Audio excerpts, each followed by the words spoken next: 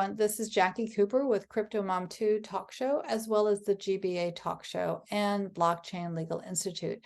I want to welcome everyone back to this episode and also remind you to like and subscribe on both GBA, the talk show side, as well as on the CryptoMom2 Talk Show side. So that way you have the ability to see all the wonderful conversations that we will be posting as we kind of go down our checklist of the individuals that are sharing their stories with us today and throughout the week. I have a guest on today that I know through the GBA, and as an attorney, I'm very interested in the application that he's created, because again, GBA is, I should share a little bit more about what GBA does. GBA actually is a wonderful organization that provides education and support to individuals around the world in the blockchain community, and are hosting a number of events, both here in Washington, D.C., as well as in partnership with other organizations. And so definitely go to the gbaglobal.org website to see when and where these events are happening, because you might hear about the event after our conversation. So that's one reason why I'm not mentioning a specific event. Events are happening all the time. But the reason why I'm also very interested in the platform that we're going to be talking about today is because I've started the Blockchain Legal Institute, and I know that there are a variety of platforms out there that talk about, the laws and content. But one of the challenges that we have within this space is sometimes as you're educating lawyers, as you're educating judges, as you're educating our community, which is what the BLI, Blockchain Legal Institute is about, you still have to go into court and you still have to prove your case. And then you have to actually make a claim. But like with every other court case, you have to have the evidence to prove that what you say is true or not, depending upon, what the case is about. But what we're going to be talking about today, I think, is brilliant, because it provides an avenue and a way for individuals who are within the Bitcoin community to help make claims to show their ownership. But I'm not going to steal the thunder in this. I'm going to have Mike Kanovitz talk about this. Mike, how are you doing today? I really want you to explain more, because this is your platform, but I can see so many applications to this. How are you doing today? I'm doing good. Thanks for doing this with me, and grateful to be part of the GBA. Right up front, want to say that. So anyway, I'm Mike Kanovitz. I'm CEO of Jurat Blockchains, and we have created legal technology to provide a decentralized environment for actually enforcing the law on blockchains. And I came to this as a longtime civil rights attorney, which keeps me in the courts on close to a daily basis. So I know the ins and outs of how they work. During COVID, I decided to start helping people who had suffered a loss due to cryptocurrency fraud, sort of a consumer protection practice, and learned very quickly that these people's rights have been terribly violated, but there would not be much that the law can do about it, because in a decentralized environment, the court, whatever the court says should happen, doesn't have to be respected. And so there was law, but it was not enforceable.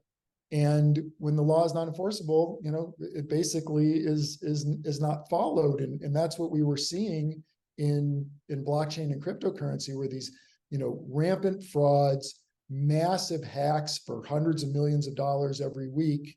And I wanted to do something about it. So we worked with some blockchain engineers and had a consortium of attorneys and blockchain engineers to figure out how we could enforce the law on chain without interrupting any of the important aspects of decentralization. So without an intermediary, which of course is hard in the law because lawyers are intermediaries, without any sort of central point of control or central point of failure, and without modifying any of the blockchain's chosen protocols. And scratched our head for a long time, but eventually we came up with this system and technology, which we call Jurat. So I'm going to show the platform, and we're going to kind of do a little walkthrough tour. So I know that we were talking about its multiple applications. For everyone that's listening to the talk show, if you're on the audio side, come on over to the visual side, but I will also have the links embedded below, so that way if you're driving and can't stop and you just are listening, don't worry, just come back to this episode. So on the front page, it says blockchain that protects your legal rights, comply with regulations for DAOs, Web3. You talk about resolve rights in the token side, prevent cryptocurrency fraud. A lot of heavy information here. I'm going to go through the various areas because I think it's kind of interesting to me, especially because I am in the Bitcoin space along with some other areas. Ordinals. Explain to me, someone might not know what an ordinal is, and explain to me, how did you use or incorporate ordinals? Because that's kind of new to the Bitcoin space. So tell us a little bit more about that. So the background here is that our first implementation of the Jurat technology was to take a fork of Bitcoin and augment all of the current BTC protocols with this ability for the nodes to interface with courts in a decentralized manner. And once we had done that, that created essentially a mirror image of Bitcoin, of the entire blockchain, Bitcoin blockchain as of that moment, but with the added feature that if coins were stolen or a private key was lost, etc., you could go to court, and if you were able to prove your case, a judge could move those coins in accordance with what the law requires, to another account, back to the person from whom they were defrauded, or the judge might decide against the plaintiff and say, no, that you haven't proved your case, and the coins sit where they currently are. Ordinals, essentially what they are is it's a way to create an NFT on the Bitcoin blockchain. And ordinals use the smallest fraction of a Bitcoin, which is a single Satoshi.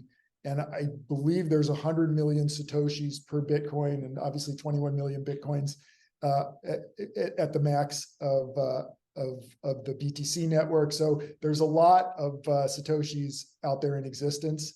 And so essentially, with an NFT on Ethereum, for example, you create a token that doesn't have very much data in it. It points to a URL where the data is stored. Ordinals are very interesting because you can store the data on chain. And so what that means is the data that is being tokenized with the ordinal is as enduring as the ordinal itself. Whereas on Ethereum, the URL isn't tied to the blockchain, so somebody could delete it. They could change what is located at that URL. So ordinals are a much more secure way of documenting the data, and that's important for legal use cases. So, for example, if you wanted to tokenize the deed to your house, you could create an NFT and then say, upload the deed to, the cloud somewhere. But if someone was going to buy your house, they would have no control over what happened at that URL. That's not a comfortable thing to do if you're basically saying that I've tokenized this real world asset and it represents a set of legal rights. With ordinals, though, that deed can go on the blockchain as an image, as a text file, as both if you want, and it's recorded into the token itself.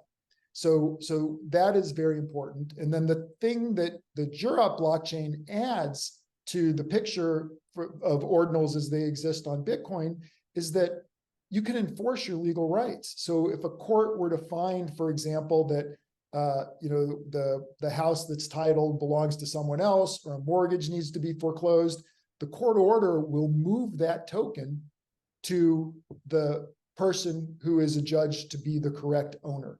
And that's something that is vital to the tokenization of real world assets. And it's something that, neither Bitcoin can do or really any other platform that doesn't incorporate this Jurat technology.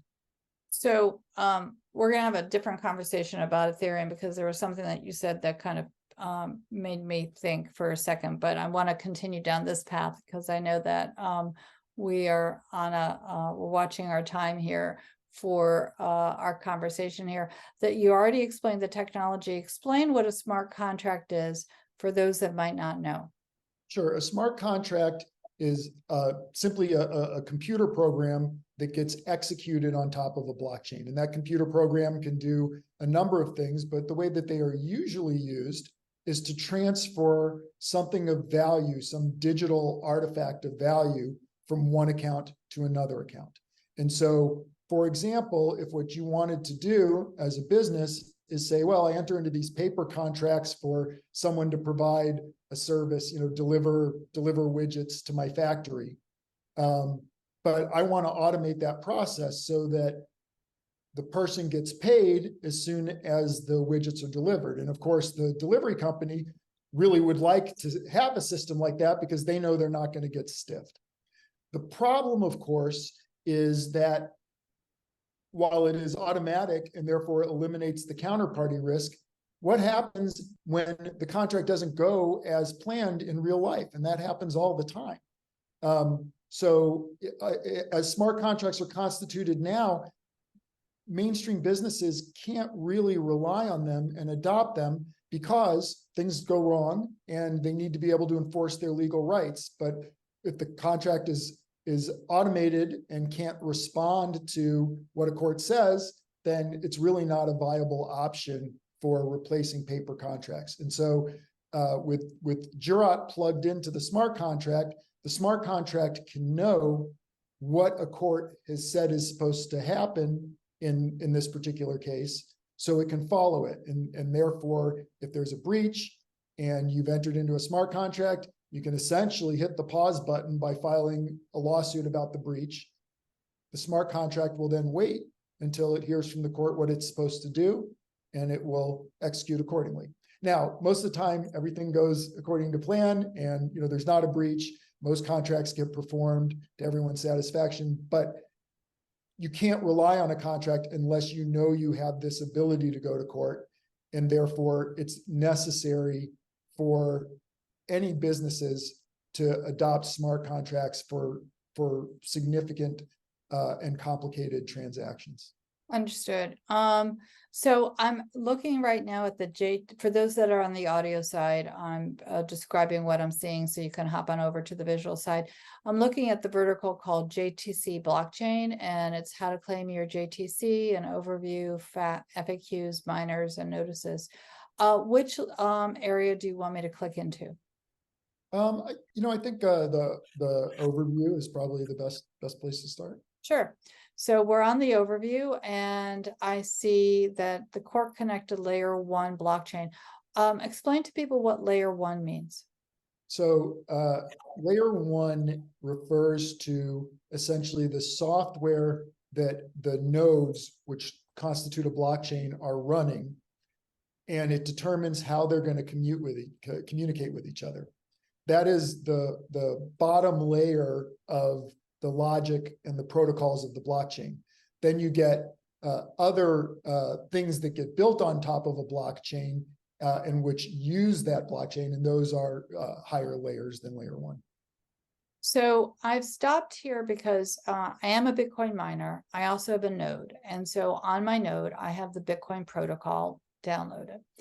And for those that are not on the visual, I've stopped on the HODL your Bitcoin BTC, spend your Jurats. And it says that we've airdropped Jurats, which is JTC, to every owner of the Bitcoin as of block height 717808. Explain what this means. Sure. So we took the Bitcoin software and we augmented it with the Jurat ability that allows the blockchains to understand what a court has said is required. Once we did that, that makes our chain no longer compatible with BTC. So at that moment, we copied all of the ledger, the BTC ledger, up until that moment in the block, so that everyone who owned Bitcoin as of that moment, they continue to own their Bitcoin, but now they also own JTC. So would you say that you did a hard fork or a soft fork? It's a hard fork. Hard fork. Okay. So for those that need to understand what a hard fork is, it definitely is a change of path because you're not on the original Bitcoin side, but you're still earning Bitcoin. Is that correct? Whatever you're doing on Bitcoin continues unchanged. Whatever you were doing on Bitcoin as of that moment then is copied and exists on JTC. So if you're continuing to mine on Bitcoin, that does not mean that you're mining on JTC, so you won't be earning additional coins. But whatever coins you had in your wallet as of the moment of the fork, whatever BTC you had in your wallet is mirrored on JTC.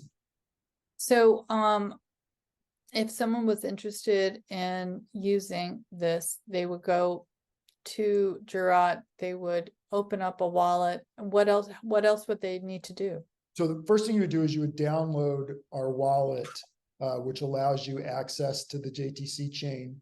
And that's, it's on Play Store and, App Store and those sorts of things. So, and once you have your wallet set up, you have the option to create new accounts. Or if you already have a Bitcoin account that had Bitcoin in it as of the block 717808, you can use the wallet to essentially claim the JTC that are associated with your BTC account by mirroring your account on JTC through the wallet. So, what should regulators know about this? So, regulators have a terrible time figuring out what to do in decentralized environments in terms of enforcing the law. And thus far, the best they've been able to do is to try to take KYC, AML, and turn it up on steroids and just require every entry point into the blockchain to record someone's identity. That's not good for blockchain users who want to remain anonymous. And it's also not really feasible because a blockchain is an open network. Anybody can just download a wallet and create their own account anonymously. So what Jurat enables regulators to do is it enables them to enforce the law against a wallet as opposed to only against a person. So you don't need to know if you're a regulator, you don't need to know the identity of the person. You need to prove to the court's satisfaction that this wallet was involved in a regulatory or legal violation. And then we have methods to make sure that the owner of the wallet gets notice of that action and can participate. That is what regulators already use, that their tools are enforcement actions in court. So what's important to know is with Jurat, you can use the same tools that you are used to using and which are tried and true in terms of how they work in court, complying with the United States Constitution, all of the things that a regulator should be worried about. They can now do that with a Jurat-empowered blockchain. So you on that page was about DAOs and Web3. Why specifically did you highlight the DAO side and the Web3 side? So on the DAOs, DAOs face a serious conundrum, which is how do they ensure that they're complying with the law while actually being decentralized? What they do now is somebody has the keys to the smart contracts that underlie the DAO, and that person could, if assuming they chose to and the court had jurisdiction over them, they could alter the way the smart contracts work to comply with what a court says is legally required. The problem is when a DAO isn't actually decentralized, it's basically a corporation, and all of the laws that are a poor fit for decentralized environments are going to apply. And so if instead what you do is you set up your smart contracts and put Jurat in, instead of having this custodian of the keys, then you can truly operate in a decentralized manner and have all the benefits, legal and technological, that come with that. The reason why we list Web3 is because Web3 it's still a baby. We don't all know how it's going to turn out. But if you were going to replace the internet with a decentralized system. So instead of having, operators who maintain the websites, and therefore, if a court told them take down this website because they're displaying revenge porn or national secrets or something like that, they could do that. If you're going to decentralize it, there's no longer any way to enforce the law. And I give the example of like a national security issue, some top secret documents get posted or something like that. But of course, we use the internet for everything, all kinds of business. And for that to really fulfill the needs of internet users, there has to be a way to enforce the law. And again, by putting Jurat in the stack that is supporting Web3, you've essentially created a legal rights, legal enforcement layer underneath Web3, which can allow it to fulfill its purposes. So, everyone who's listening, if you are curious about what this is, definitely visit the website, because again, right now we're talking about the Bitcoin side, but I know that down the road, there'll be other blockchains that this will be able to be applied to. So it's definitely a solution to a problem that exists. And that's one of the things that I'm really grateful for in this space, is that everyone who sees a problem, thinks about how do you kind of solve that. And so there's, for those of us in the legal side, this is, I think, something that, has definitely been needed. Any last minute thoughts before we sign off? No, once again, I love GBA, fantastic organization. I would encourage anyone who has an interest in blockchain, and particularly the intersection between blockchain and government. And I don't mean like governance, but I mean like, courts and legislatures and all the things that make our society go forward. Please join GBA. Yep, for sure. And for everyone who has always been listening to my talk shows, whether it's on the GBA side or the CryptoMom2 side, I always say this at the end because it's so true. Be kind to yourself, be kind to others. We're all so interconnected. We're all part of one world, and now more than ever. So thank you so much, Mike, for being on. Everyone, the links will be below, so take a look and check it out and see what questions you have, and reach out and talk to you later. Thanks, everyone. Bye.